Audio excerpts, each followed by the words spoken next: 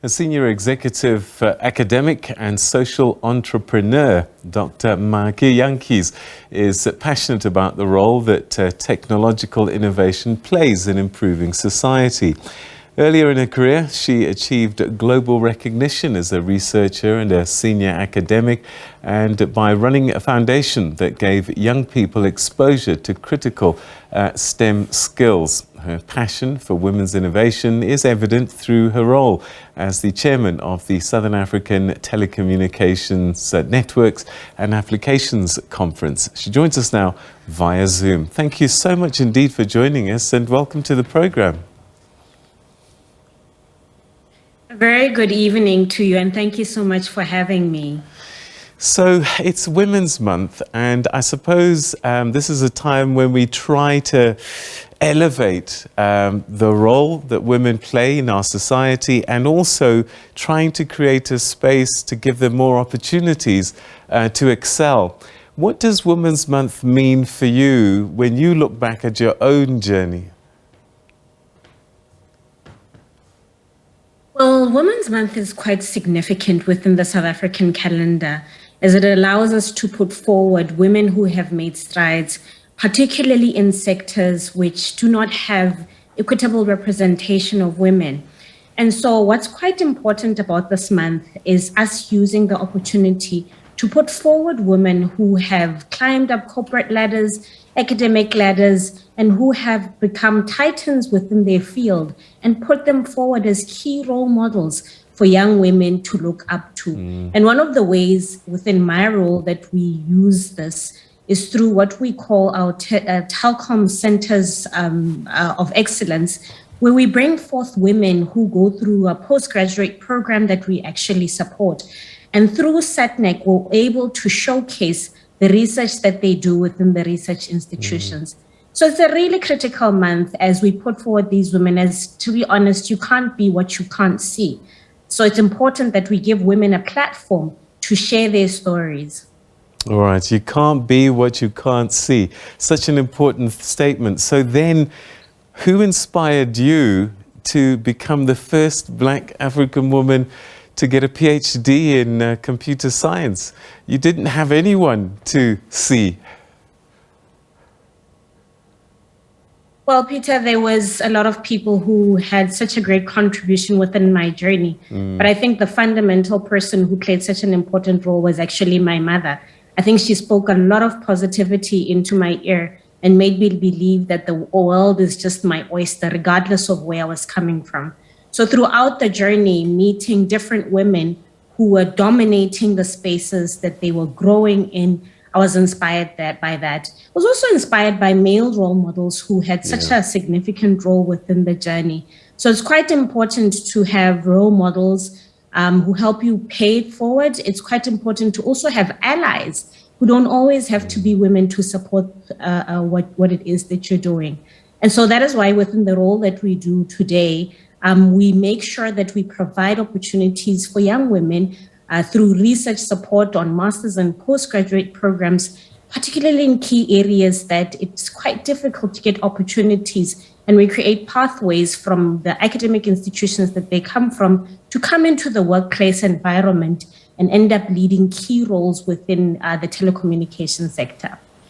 How did you deal with the stereotypical messaging that girls don't go into science, girls don't do computer science and things like that? That must have come your way. And when it comes to choosing subjects for matric, there's a stream that you're expected to go as a girl. How did you overcome some of these stereotypical messaging and say, actually, do you know what? I can go that route and I can do it. I count myself as being quite lucky. So I'm the only girl out of 4 boys, but I was raised in a home whereby gender was not an aspect. And I think my parents had seen the many opportunities that were within the science sector. And most of the time, the conversation around the house was to push us into the science sector. And so exposing young women at a very young age to science opportunities and technology opportunities is quite critical. So I had these opportunities from a very young age where science and mathematics were provided as key pathways for us to go into. The reality is, at that time, there were less and less women within the classroom context that I was in. But to have the opportunity of coming from a home environment where gender is not an aspect and you're pushed within your capability, I think that was a blessing within my side. But as I was moving within the career path, I think having mentors and allies, which is critical in what we do as well. We try and make sure that we provide opportunities for the young women that we work with to get mentors and allies of all genders who are quite intentional about helping us achieve that diversity within our workplace environment. And through the programs that we run, enable us to then create these pathways for them, because we've walked the journey, we understand the journey. So I think what is quite fulfilling within the role that I have right now is to see executives who come from the programs that we run through the Centers of Excellence, who now lead within Telkom and play such a critical role of also paying it forward and being mentors to young women rising up the ranks within the organization. Yeah. How young should we be starting these messages and this coaching and mentoring? I think as early as pre-primary and primary school, where we avoid gendering career paths, that's quite important, because we teach young girls from a very young age. And I think we ensure that there's a diverse workforce that young people can actually look to. So we make it possible that both technical roles and what we'd consider soft roles actually open to people of diverse backgrounds. And young women from that age are quite exposed to understanding and knowing that careers do not have to be gendered. And I think the earlier that we start, the better, because it then gives them that thought and that perspective that they're able to, it's possible for them to be what they want to be, as long as that they put the hard work within it. Yeah, I suppose it's a really difficult thing to give somebody the opportunity, but at the same time to make them believe that they can. You know, so you can open the door, but they need to step through. How do you get that message across so that they believe it and they step forward? Well, I think it's not just getting the message across, but it is enabling, creating an enabling environment. And I'll speak, for example, within Telkom Group. One of the things that, for example, our foundation does is to make sure that it provides skills support programs for young women at a young age. And this has been proven to be quite critical, that you create bursary opportunities, that you create mentorship opportunities, that you create educational learning contexts. So you'll find situations where young women at home have a lot of responsibilities that they have to do. And we need to be cognizant when we set up such programs to ensure that we understand that many young people from underprivileged environments will probably not have good learning environments for STEM-related subjects. How do we consciously support them to achieve what they need to achieve? Once they finish their high schooling programs, how do we consciously and become intentional about creating learning pathways that enable them in mentorship pathways to achieve what they are able to achieve within higher learning institutions? And post that, how do we make sure that our working environments actually create a chair at the table for women, and our environments are enabling for the women to strive? So it's not just about an awareness and messaging, but it is becoming intentional about our objectives to fund and invest in a diverse in a diverse workforce. And this has been quite critical in the work that we do. So to see results, I'll give you a simple example. Our Centers of Excellence, Telkom Centers of Excellence, have been running since 1997. And the fruits of those are then coming to fruition much later on when we see women who come from the program actually rising within the ranks. That could only come not just with awareness, but being intentional about creating the right environment, enabling funding to be there, but most importantly, also bringing the role models to young women from all walks of life, and having mentors, allies, both men and women, who are intentional about changing and shaping, particularly engineering, computer science, and STEM skills, where diversity is so important. I always say that actually diversity is a competitive advantage, because when we bring a diverse workforce, we bring our lived experiences. So when you create products with a diverse workforce, you enable the organization to have a very strong competitive advantage, because people understand what the needs of the community and the society are. All right. And talking about intention, it's one thing to enable, another to study and to get all these qualifications. But there's one line that keeps coming up whenever people Google you, and it's she's passionate about the role that technological innovation can play in improving society. So it's more than just getting the skill and the knowledge. You want it to make a difference. Look, I think I come from a family where both my mother and my father were quite vocal about understanding the context that we live in. And one of the things which is quite critical about our background is the saying, "Motho ke motho ka batho ba bang," meaning that your achievements are as great as the people who surround you.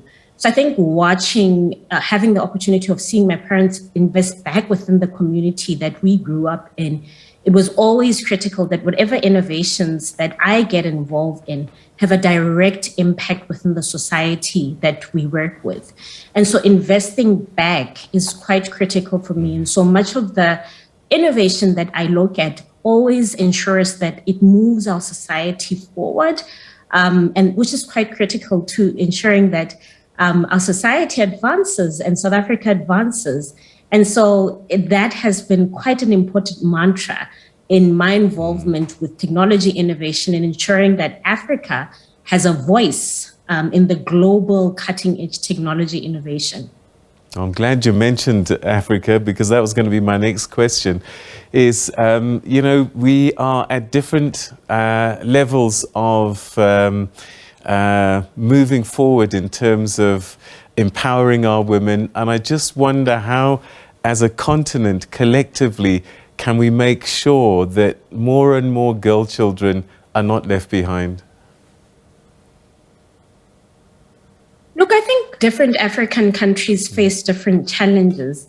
And for example, when we have resources that are able to help with just basic needs of a society, in some countries, basic needs are quite essential. Or if we look at South Africa, for example, if we look at our basic education, when we do programs that are targeted to young children within underprivileged and rural areas, you need to start with the basic need of how long does it take a child to actually get to school? When they get to school, will they be able to actually have food that is within the classroom that enables them to concentrate? When they're in the classroom, will they be able to have specialized STEM teachers in front of them that are able to help them achieve what they want to achieve? Once they finish, when they get to university, will they be funding? Will they qualify for that? When they finish, do we have policies in place that enable us to actually empower women, understanding where the challenges that they faced actually came from? So I think from a policy perspective, it's quite important to understand the role that we play when countries draft policies on representation of women, because it's the resources that then follow the policies that enable women to get those opportunities. So I think we still have quite a long way to go, but we need to acknowledge the strides and we need to acknowledge where we as a continent actually come from. And look around us and look at the startup sector, which is quite booming, and technology innovations that have come from different countries within Africa, where we're seeing women leading startups and we're seeing young men also leading startups that are now going on a global scale. So besides the startup sector, we are seeing a lot of innovations that address African problems. One of the things that we fund and have invested in Telkom is natural language processing. And it's quite great to see how our data scientists, not just in South Africa, but across the continent, have heavily invested in African languages being represented within technology. And that's a stride that we need to acknowledge, that as much as we have different challenges, but we're seeing young innovators from across the continent who within their challenges are actually standing up to make a mark globally by having African challenges solved by Africans to the world. And this is an acknowledgement that we need to make, that regardless of the strides that the challenges that we faced, we are seeing young people taking initiative in different ways to not only contribute to the economy, but have innovations that deal directly with African challenges. Dr. Jantjies, we have to leave it there, unfortunately.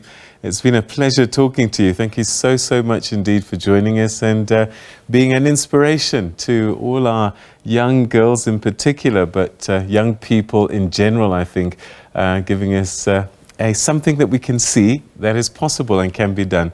Thank you so much for sharing your story with us. Thank you so much for having me. Really appreciate it. Thank you. Good night.